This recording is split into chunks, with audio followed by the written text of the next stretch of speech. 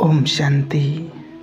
बाबा हम बच्चों को समय प्रति समय सारा देते रहते हैं कि बच्चे अंतिम समय की परिस्थितियां बहुत भयानक होंगी, इसलिए अंतिम समय की सीन देखने के लिए अपने आप को तैयार कर लो, अपने आप को मजबूत बना लो, क्योंकि आने वाला समय बहुत भयानक होगा।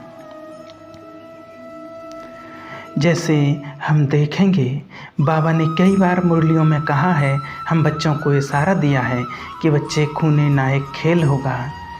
इस दुनिया में जैसे पूरी दुनिया युद्ध स्थल बन जाएगी। संसार में महाविनाश के कैसे कैसे सीन होंगे, कैसे भयानक रूप होगा, कैसे कैसे सीन होंगे जो हम देख नहीं पाएंगे।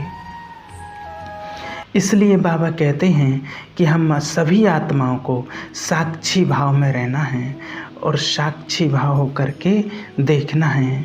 सभी आत्माओं का पार्ट पूरा हो रहा है, हमें ये देखना है, महसूस करना है, सभी आत्माओं का पार्ट चल रहा है। सब आत्मा अपना अपना पार्ट प्ले कर रही हैं।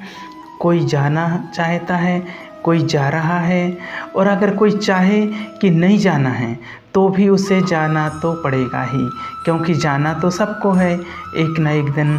तो बाबा कहते हैं कि साक्षी भाव होकर के देखो और बाबा के ध्यान में इतने मगन हो जाओ और सभी आत्माओं को साक्षी होकर के देखो कि कैसे आत्मा शरीर छोड़ कर के जा रही हैं।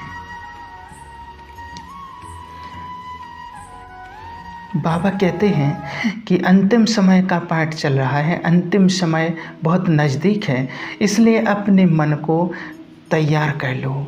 इसको ही साक्षी भाव कहेंगे, इसको ऐसा तैयार कर दो ये देखता रहे और हम योग में बाबा की याद में बैठे बैठे और अनुभव करें, देखें कि कैसे आत्माएं जा रही हैं, कैसे शरीर छोड़ कर के आत्माएं जा रही हैं। वो अभ्यास बाबा कहते अभी से हमें बढ़ाना है। बाबा कहते जो हो रहा है वही सत्य है, उसे कोई रोक नहीं सकता है, सब कुछ कल्याणकारी है, ड्रामा एक्यूरेट बना हुआ है। भगवान कहता है कि मैं भी ड्रामा के बंधन में बंधा हुआ हूँ। सभी आत्माएं अपना अपना पार्ट प्ले कर रहे हैं। यहाँ इस सृष्टि रंगमंच पर कोई भी किसी का दोष नहीं है। जो भी घटनाएं घट रही हैं सब में कल्याण है, जो भी हो रहा है इसमें किसी का कोई दोष नहीं है। बाबा कहते हैं कि ये धरती देवताओं के लिए खाली होगी, देवी देवताओं का राज्य शुरू होगा, तो उससे पहले सफाई तो करनी ही है। बाबा ने कहा है कि तुम आत्माएं ही मेरे बच्चे देव रूप धारण करके और नई दुनिया में आएंगे। तो जो पुरुषार्थ की गति है, बाबा ने कहा है जो धीमी हो गई है उसको तीव्र करो, उसको तेज करो, क्योंकि समय किसी का इंतज़ार नहीं करता है, समय कभी रुकता नहीं है। ये तो हम सभी जानते हैं कि जो समय को महत्व नहीं देते हैं, बाबा ने कहा है बच्चे जो समय को महत्व नहीं देते हैं, समय भी एक दिन उनको महत्व नहीं देगा, क्योंकि आज का समय, आज की डेट जो हमें मिली हुई है ये आज निकल जाएगी। इसको हम समर्थ गंवा दें, समर्थ कुछ अच्छा कर लें या व्यर्थ गंवा दें, हमारे ऊपर है। बाबा कहते हैं इंतज़ार नहीं करेगा, ये रुकेगा नहीं। लेकिन बाबा कहते हैं कि ये संगम की घड़ियाँ, बाबा कहते समय हमारे लिए संगम का रुका हुआ है और ये अंतिम बेला है संगम की और नया सवेरा आने वाला है। तो सोचो, जब एक तत्व दुनिया में कोई हलचल मचाता है तो दुनिया का क्या हाल हो जाता है, और जब पांचों ही तत्व एक साथ अपना विकराल रूप धारण करेंगे, अपने विकराल रूप दिखाएंगे, तो दुनिया का क्या हाल होगा। तो सारे संसार में बाबा कहते परिवर्तन की ही वेला है और ये प्रकृति का परिवर्तन ही बाबा कहते हैं युग बदलेगा, बाबा की जय जयकार होगी, देवकुल की सभी आत्माएं बाबा से अपना अधिकार प्राप्त करेंगे। बाबा के बहुत सारे स्थान महान तीर्थ बन जाएंगे।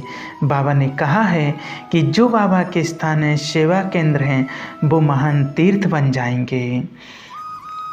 और बाबा कहते हैं कि आप अपने सेंटर को और अपने अपने घर को भी महान तीर्थ बनाएंगे, लाइट हाउस बनाएंगे, क्योंकि संसार में दुख अशांति तेज़ी से बढ़ता जा रहा है। इसलिए बाबा कहते हैं कि हमें अपने घर को ऐसा महान तीर्थ बनाना है कि जो भी हमारे घर पर कोई दुखी आत्मा आ जाए तो उसको हमारे घर आने से बहुत सुख शांति की अनुभूति हो, फीलिंग आए, महसूस हो।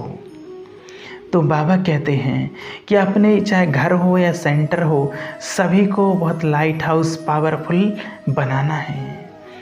बाबा ने भी कई बार साकार मुरलियों में कहा है कि दुख तो इस संसार में बढ़ेगा, बहुत दुख बढ़ेंगे, हम कुछ नहीं कर पाएंगे। हमारे देखते ही देख रहे हैं ना, कुछ चीज़ें तो बढ़ती ही जा रही हैं। से हम सभी ने देखा है कोरोना काल, और मानसिक रोग कितने बढ़ते जा रहे हैं, कैंसर की बीमारी कितनी बढ़ती जा रही है। कुछ ही समय में, आने वाले समय में हम देख ही रहे हैं कि मनुष्य आत्माएँ कितना कैसे शरीर छोड़ करके जा रही हैं, जाने का सफ़र शुरू हो चुका है। तो बाबा कहते हैं कि अपने मन को हमें इतना शक्तिशाली बनाना है, हल्का रखना है और मजबूत बनाना है, क्योंकि बाबा कहते हैं कि जो चेंज संसार में हो रहा है तो चेंजिंग को तो स्वीकार करना ही पड़ेगा, उसको तो हम रोक नहीं सकते हैं। बाबा ने कहा है कि हम सभी जानते हैं कि चक्र घूमते घूमते वहीं आ गया है जहाँ से शुरू हुआ था। अब ये नहीं होगा कि जो हम चाहते हैं, अब बाबा कहते हैं कि जो हम चाहते हैं वो नहीं होगा। हमारी कोई इच्छाएं हो सकती हैं और हमारी वो इच्छाएं होंगी लेकिन पूरी भी नहीं हो सकती हैं। बाबा कहते अब तो वही होगा जो ड्रामा में है, जो ड्रामा का प्लान है। जो हम सोचते हैं वो नहीं होगा, जो हम सोच रहे हैं वो नहीं होगा। इसलिए बाबा कहते हैं कि अपने मन को बहुत हल्का रखना है, खुशियों से भरपूर रखना है। अपनी कोई इच्छाएं पूरी नहीं होती हैं तो दुखी नहीं होना है। हमें ईश्वरीय ज्ञान और प्यार से अपने आप को भरपूर रखना है। बाबा कहते हैं कि प्रकृति प्रकोप अभी तो शुरू होने हैं, तो मनुष्य को लिए ये बहुत भारी होगा। उस पर किसी का कोई बस नहीं चलेगा, प्रकृति के ऊपर किसी का कोई बस नहीं होता है। तो बाबा कहते हैं कि प्रकृति प्रकोप आगे कुछ नया नया दृश्य दिखाएंगे, वो हम देख ही रहे हैं, अनुभव कर रहे हैं। इसलिए अपनी स्थिति को बहुत शक्तिशाली और बहुत महान बनाएं, अपने मन को बहुत पावरफुल बनाएं। कुछ चीज़ों को हमें नेचुरल करना है और नेचुरल हमें करना ही है। जैसे बाप दादा का आह्वान हमें आह्वान करना है नेचुरल। अपने घर में ज़रूर दिन में कम से कम 5 बार शिव बाबा का आह्वान अपने घर में करें। इस चीज़ों को हमें ये आह्वान करना बाबा का नेचुरल करना होगा कि हम कभी भी बैठ कर के चलते फिरते कहीं भी बाबा को अपने घर में बुलाएं और बाबा आ जाएं। अनुभव करें ऐसा कि बाबा हमारे पास आ गए हैं। तो बाबा से हमें अपना ऐसा संबंध बना के रखना है जो अंत के समय में और अभी वर्तमान समय में हमारा बाबा हमेशा साथ देंगे। अच्छा, ओम शांति।